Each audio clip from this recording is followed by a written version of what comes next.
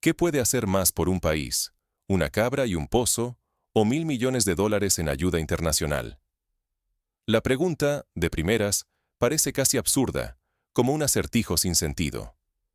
Pero detrás de esta comparación se esconde una verdad incómoda, una realidad que rara vez se narra en Occidente y que desafía nuestras nociones sobre el desarrollo y la ayuda.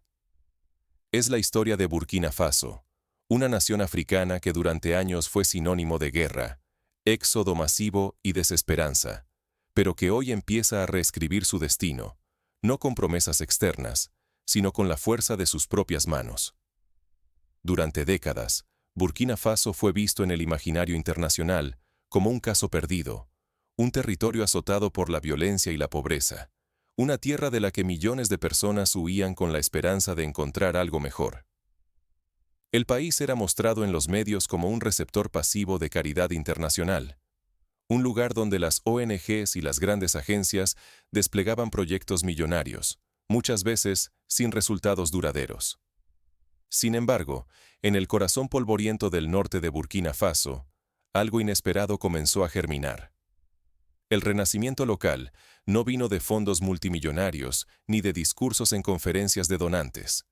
Vino del esfuerzo cotidiano, de la decisión de quedarse y reconstruir. Bajo el liderazgo de Ibrahim Traoré, Burkina Faso decidió tomar un camino radicalmente distinto. No se trata de rechazar toda ayuda externa por mero orgullo, sino de recuperar la dignidad y la capacidad de decisión.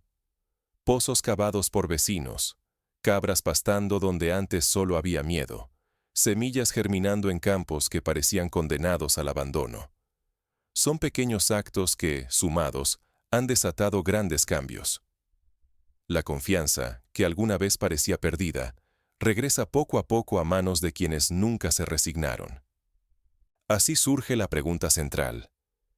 ¿Puede la dignidad de un pueblo ser más poderosa que cualquier ayuda internacional? ¿Puede una nación levantarse sobre el esfuerzo colectivo y la esperanza en vez de la dependencia y la limosna? Ignorar historias como esta es caer en el error de creer que solo el dinero extranjero trae progreso, perpetuando la dependencia y subestimando la capacidad de las comunidades para forjar su propio futuro. ¿Y si la respuesta a los problemas más profundos de un país no estuviera en la caridad internacional, sino en el poder de la organización y el trabajo local? La historia de Burkina Faso desafía los paradigmas occidentales sobre África y el desarrollo. Si alguna vez pensaste que solo la caridad puede salvar, lo que vas a escuchar podría hacerte dudar.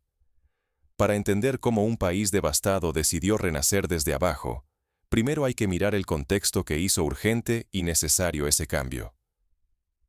El pasado reciente de Burkina Faso está marcado por el conflicto y la intervención extranjera. Para comprender su actual renacimiento, es necesario retroceder y observar de cerca el camino que lo llevó a tocar fondo.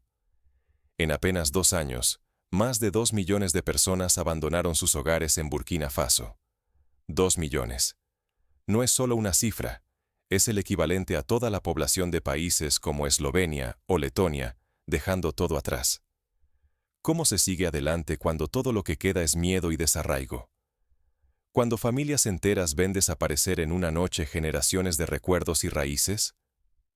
El país, durante años, fue devastado por la acción de grupos armados vinculados a organizaciones criminales y terroristas internacionales. Aldeas enteras desaparecieron, arrasadas y silenciadas por la violencia. La seguridad se desplomó de forma abrupta. Las escuelas cerraron, los mercados se vaciaron y la economía local quedó reducida a cenizas. El tejido social, laboriosamente construido por generaciones, se deshizo casi de un día para otro. Las carreteras, que antes eran arterias de vida y comercio, se transformaron en trampas mortales. Los caminos que conectaban aldeas y ciudades, que permitían a los agricultores vender sus productos y a los niños ir a la escuela, se convirtieron en rutas de huida y desesperación.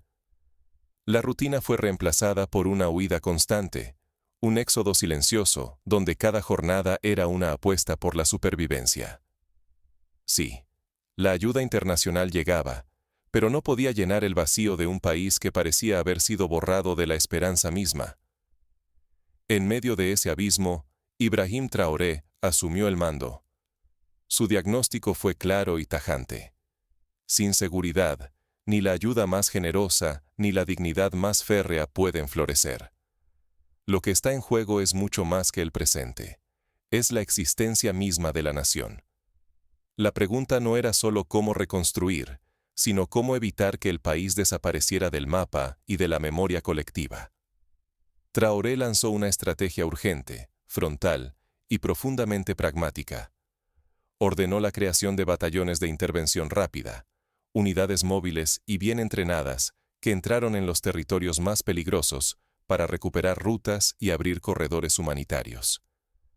Donde antes reinaba el miedo, convoyes de seguridad comenzaron a escoltar a niños y ancianos de regreso a sus aldeas. Los mercados, aunque tímidos, recuperaron poco a poco el bullicio del comercio.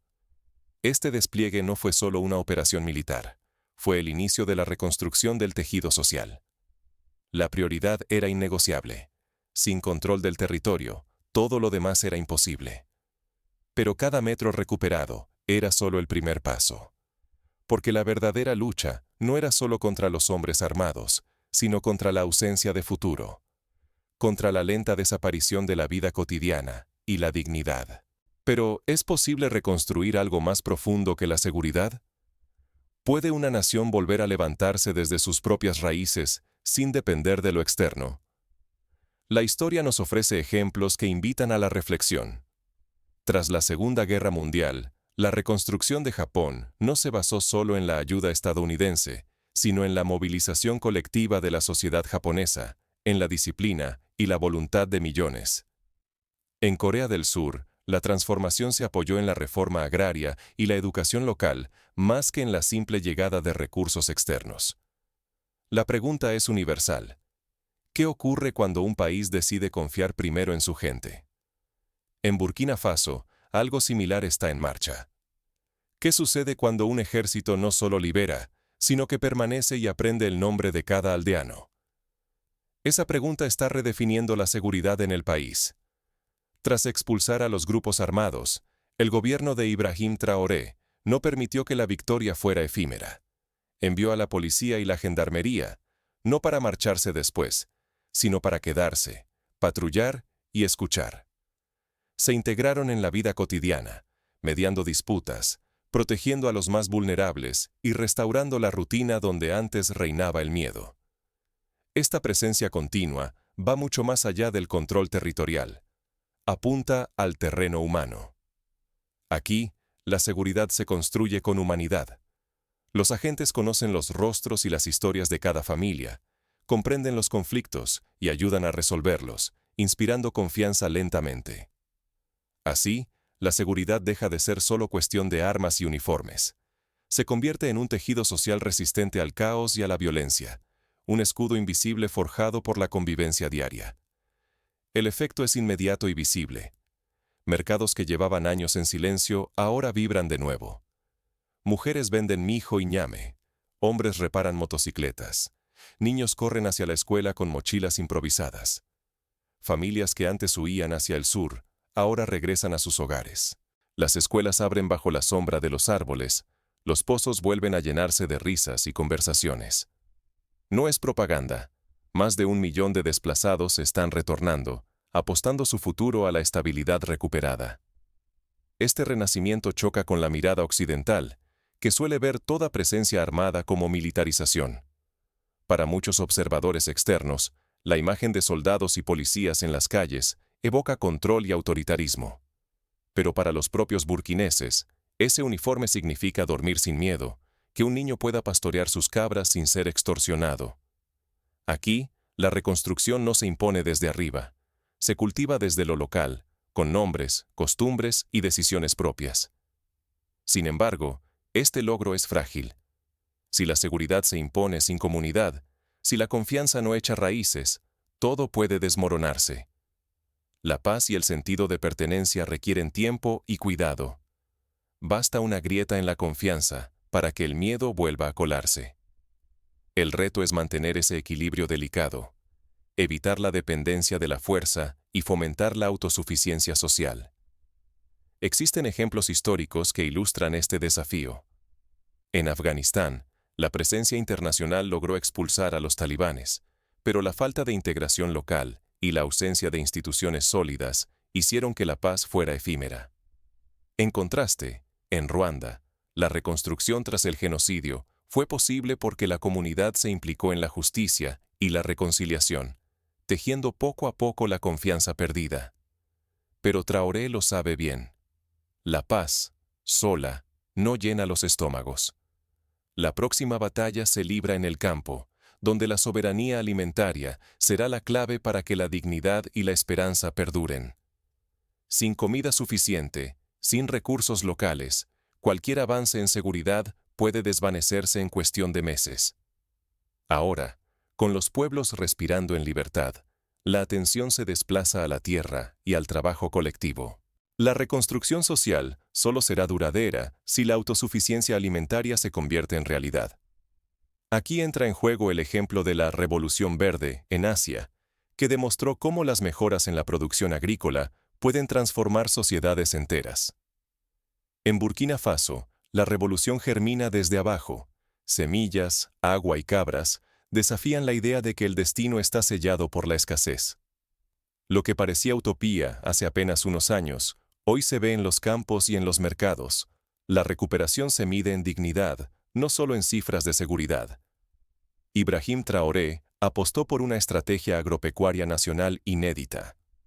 En vez de resignarse a la dependencia de donaciones o importaciones, el Estado invierte en agricultura y ganadería, priorizando lo que el pueblo demanda para ser autosuficiente: comida, recursos y autonomía real.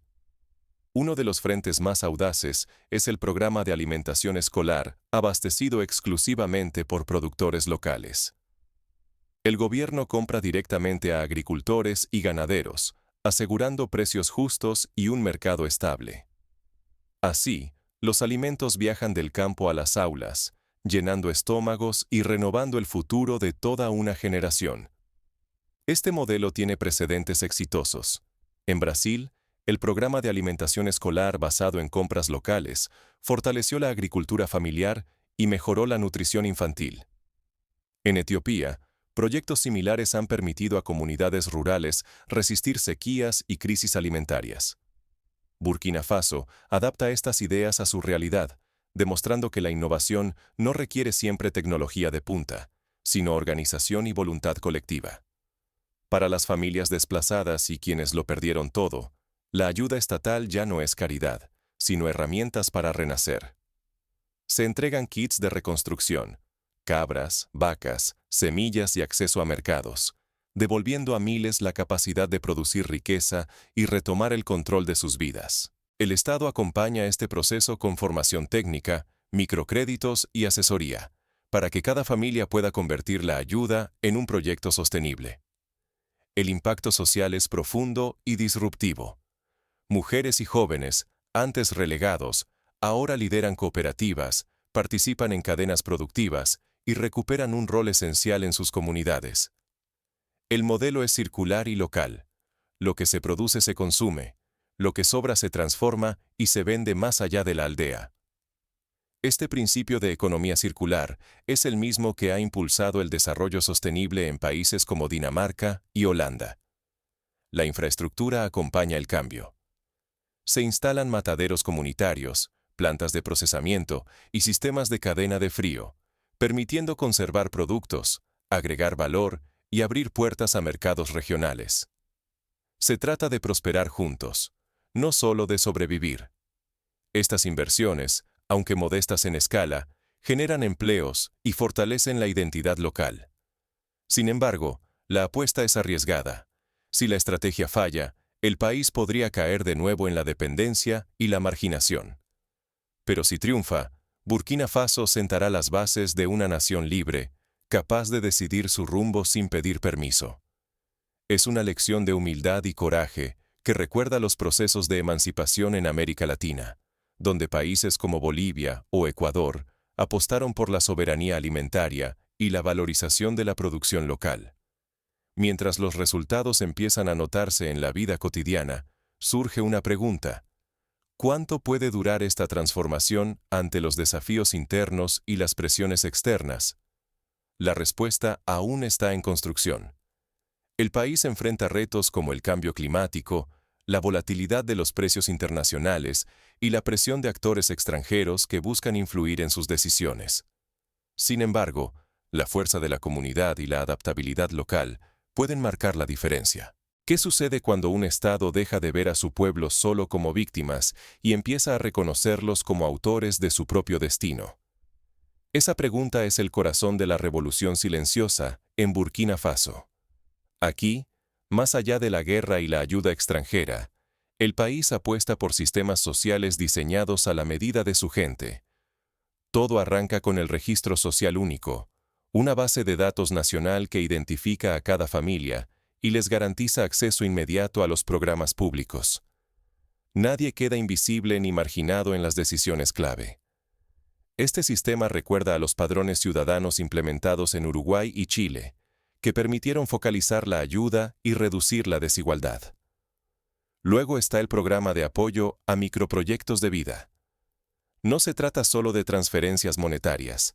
Impulsa pequeños emprendimientos familiares, permitiendo que hogares enteros generen ingresos propios. Así, la ayuda se convierte en motor de autonomía, no en cadena de dependencia.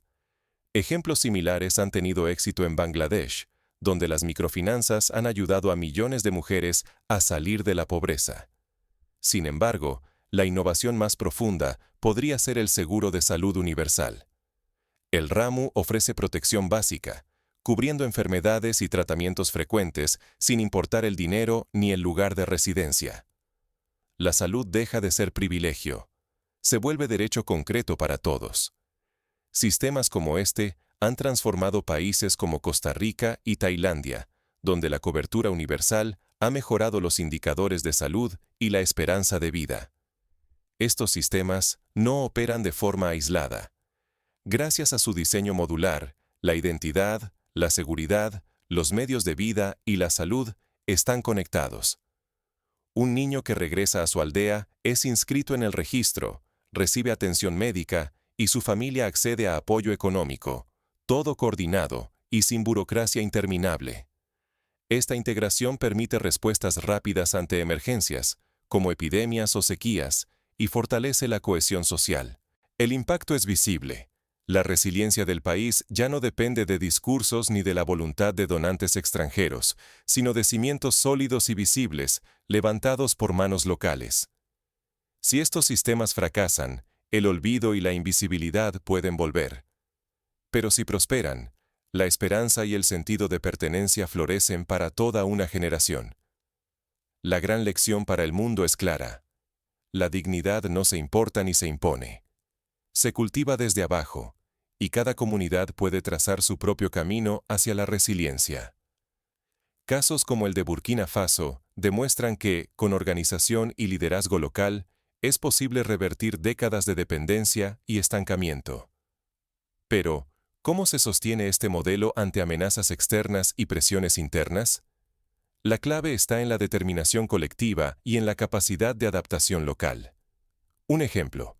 Cuando los precios internacionales del algodón cayeron, las cooperativas burkinesas diversificaron cultivos y buscaron nuevos mercados, evitando el colapso económico. Esta flexibilidad es crucial para enfrentar los desafíos del siglo XXI. Burkina Faso renace por el esfuerzo colectivo, no por milagros. ¿Y tú, qué harás hoy por tu comunidad? La pregunta no es retórica. En cada rincón del mundo, la acción local puede transformar realidades. En España, la recuperación de pueblos vacíos ha sido posible gracias a la cooperación entre vecinos. En México, las redes de solidaridad han permitido resistir crisis y desastres. El principio es el mismo. Nadie vendrá a rescatarnos si no empezamos por nosotros mismos. La travesía de este país nos deja una verdad sencilla pero potente. La dignidad comunitaria nunca se regala, se conquista con perseverancia. Fueron miles de manos anónimas, no discursos ni promesas vacías, las que transformaron el miedo en esperanza y la dependencia en soberanía real. Ejemplos como el de los agricultores que, tras perderlo todo, se agruparon para volver a sembrar. O el de las maestras que reabrieron escuelas bajo árboles, demuestran que la acción cotidiana es la semilla del cambio. Cuando un pueblo decide recuperarse, inicia un renacimiento genuino. No hay fórmulas mágicas ni héroes solitarios. Hay vecinos que, gota a gota, reconstruyen pozos, vuelven a sembrar la tierra y se cuidan entre sí. La suma de acciones pequeñas devuelve la vida y la dignidad perdida. Así sucedió en Polonia tras la caída del comunismo, cuando las comunidades rurales se organizaron para revivir la agricultura y las tradiciones locales. Muchos en el mundo aún piensan que el cambio solo puede venir desde afuera, de grandes organismos o potencias lejanas. Pero Burkina Faso enseña que confiar en el poder local puede revertir incluso los contextos más hostiles. La historia está llena de ejemplos. En India, el movimiento de autosuficiencia liderado por Gandhi demostró que la emancipación comienza por la autogestión y la organización local. El mayor peligro es resignarse, esperando un milagro o la intervención de otros. Así se perpetúa el ciclo de dependencia que roba recursos, tiempo y, sobre todo, autoestima colectiva. Si ignoramos este ejemplo, podríamos perder la fe en nuestra propia capacidad transformadora. Recordemos que la historia la escriben quienes actúan, no quienes esperan. Recuerda, todo renacimiento empieza cuando las personas reclaman su dignidad y actúan. Donde hay trabajo, organización y voluntad, siempre puede escribirse una nueva historia, en el Sahel o en cualquier rincón del mundo. Hay miles de historias esperando a ser contadas, miles de comunidades listas para transformar el miedo en esperanza. La lección de Burkina Faso es universal. Cuando un pueblo se une para reconstruir, incluso lo